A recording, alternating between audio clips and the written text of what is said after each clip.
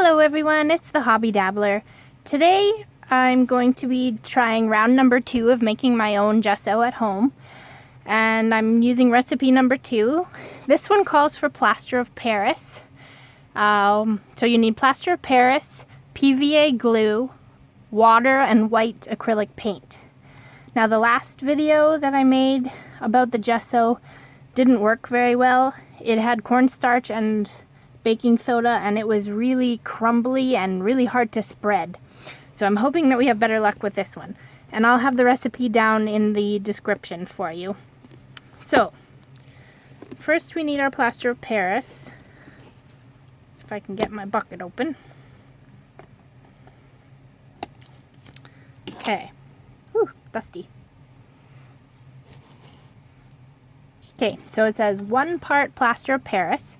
So I'm going to put 1 teaspoon of plaster of Paris in my bowl. Actually, you know what? I'm going to do 2 because it's not going to make very much. So 2 teaspoons of plaster of Paris. And then it says 1 part PVA glue. So that would be, in my case, 2 teaspoons of PVA glue.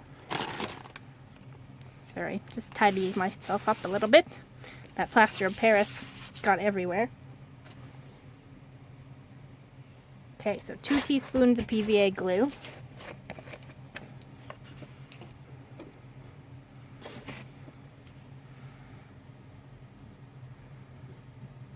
It's 1.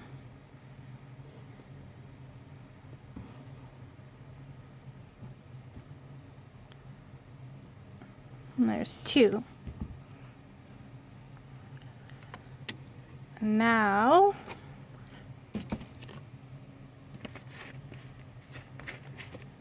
I'm going to mix the glue and the plaster of Paris together to kind of make a paste.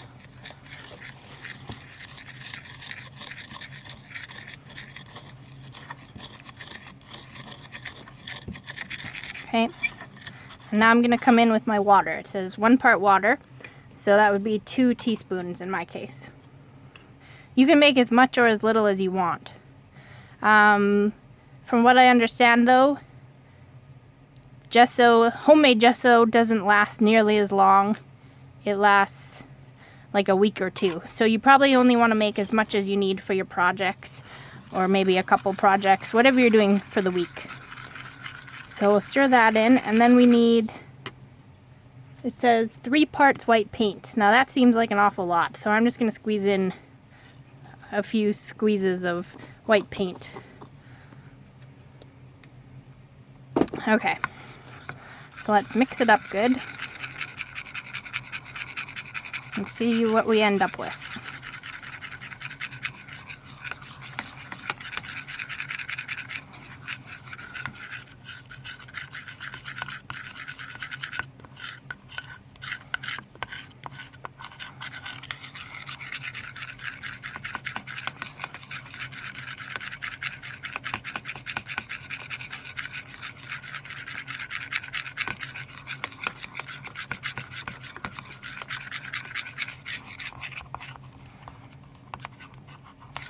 Okay, so this recipe is already a lot runnier than the first one. It's quite soupy. The other one was more like cake batter. So let's get our piece of cardboard out and see how this one does.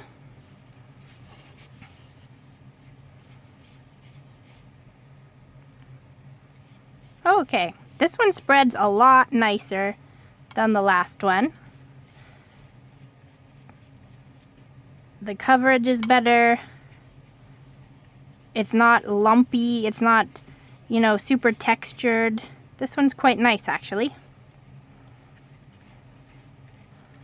Okay, so now I'll show you on the right side. I'll show you just the commercial gesso that you can buy for a comparison.